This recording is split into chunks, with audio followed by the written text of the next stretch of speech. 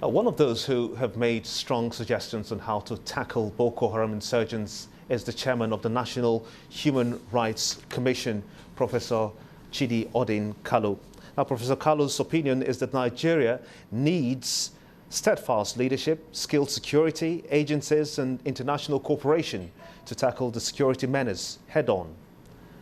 Well, I'm now being joined on the news at 10 by Professor Chidi Odin Kalu. I want to thank you so much indeed for coming on the news at 10. Thank you for having me. Good evening. Now, before we go into the issues of security, let's tweak your mind on President Buhari's declaration of his assets. What do you make of it?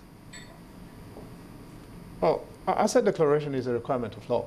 That's to say, before you are sworn in as a senior public officer in Nigeria, you're required by law to swear to your assets, to an attestation of your assets before a judge, and hand it into the Code of Conduct Bureau. When you've done that, they give you a slip, an acknowledgement slip, which you take to the Cabinet Office or to the officer who's going to do the swearing in, just who verifies it before you do that. So it's a standard procedure. I thought the announcement yesterday was not particularly factually accurate, in the sense that the procedure of declaration, everybody has to do. So that was not the promise in the campaign season. The campaign season promise was that it was going to be published, because now, if you go back to 1999, President Obasanjo refused to publish his assets. 8 years later, in 2007, President Yar'Adua published his assets. When President Jonathan came to power, he declined to publish his assets. And so the question now is, are we going to go forward with the good practice that President Yar'Adua laid, and which candidate, the candidate who's now become our president, President Buhari, promised to do? Or are we going to reverse to the bad practice, in my view, which is what President Obasanjo and President Jonathan did? But are you concerned, though, about how Buhari has made his announcement? It's early days yet, and I think I want to believe that citizens should give him some opportunity to settle in. And hopefully, I'd like to hope that the right thing will be done. Section 2 of the Freedom of Information Act is quite clear on proactive disclosure. And for a government that acceded to power on a platform of integrity and on a platform of anti-corruption, I think it is important to make the statement that assets have got to be published and citizens need to have access to it, so that all of us can get involved in the act of verification. President Yar'Adua did it. Governor Fayemi did it with his late deputy. Senator Amosu did it when he was in the Senate. I did it as the chair of the National Human Rights Commission. I think that the president in this new dispensation should, in keeping with the tone that he set in the inaugural address, should make the assets public. Okay, and I think he'll do that. Okay, interesting. Let's look at the insurgents in Nigeria's northeast. You have advocated the proper kind of leadership that can tackle the menace of insurgents in Nigeria. Are we there yet? Are we seeing the kind of leadership that you hope to see that can tackle Boko Haram? Again, I hope that citizens, I think one of the challenges that the new government has got is to manage expectations. People expect miracles. Government is not miracle. The president is not a magician. And these are serious problems that require time, and I hope that citizens are going to exercise some patience while a team is assembled to try and address this. But again, I should also say this. Moise Naim came out with a book, the former editor of Foreign Policy came out with a book 1.5 years ago, The End of Power. And he says in the 21st century, power is easy to get, harder to use, and easier to lose. With all of these social media kids who are looking to attract traffic to their networks, and the nimble terror networks, and so many other things atomizing power, it's much more difficult to exercise power now than when President Buhari had it as a soldier over 30 years ago. So I think it's important to understand that context.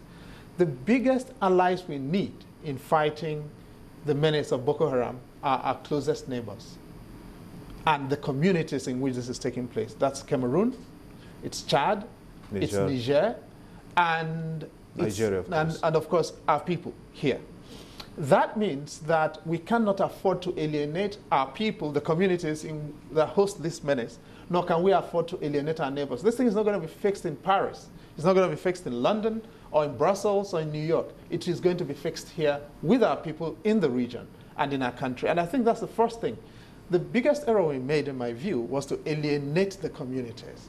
There were lots of things that happened that were terrible in the communities. And I remember when we came out with our report on the first Baga incident at the end of June 30th, 2013. And lots of people slated us, and I remember taking a lot of flack and threats, as a matter of fact, for that. But quite clearly, lots of terrible things happened in those communities, and the communities got alienated from the counterinsurgency operations and found themselves at the wrong end of the insurgency themselves. So they did not know what to do. We need to win back the communities, and we need to win back the trust of our neighbors. Now, many people have been lost as a result of the attacks by Boko Haram, the insurgency in Nigeria's northeast. And arguments are rife that this has overwhelmed the government.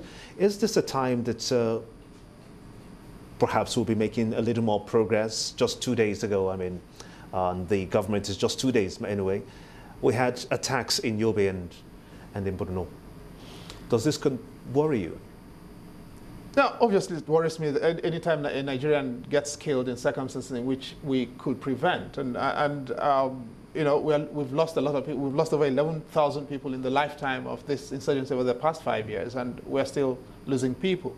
And does it worry me? Yes, it does worry me. It does, but more than me, I think it certainly does worry the president and those who lead our country.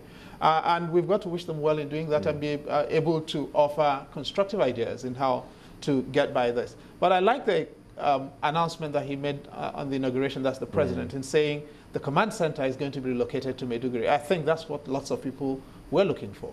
I also do think that more than relocating command center, we need to get the right symbolisms and the right tone right.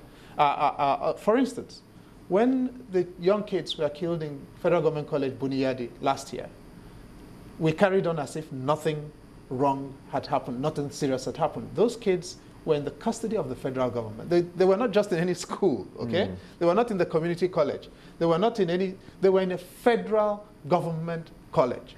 Government should have stopped and done something. If Boko Haram, for any reason, seeks amnesty, would you support it? Amnesty from what?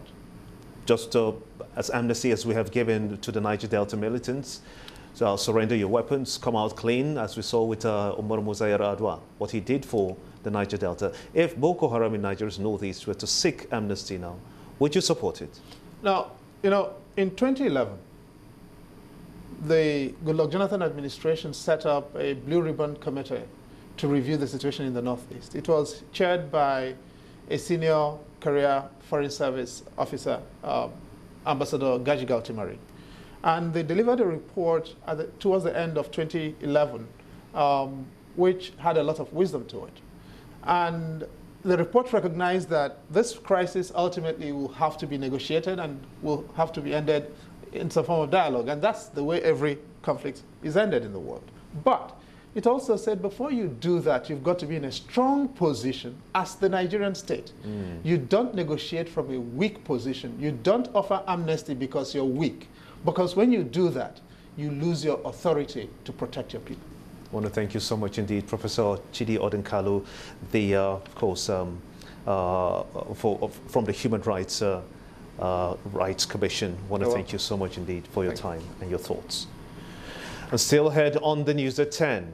Our community report takes a look at the land dispute in Asheshe area in Ogun State. Stay with us.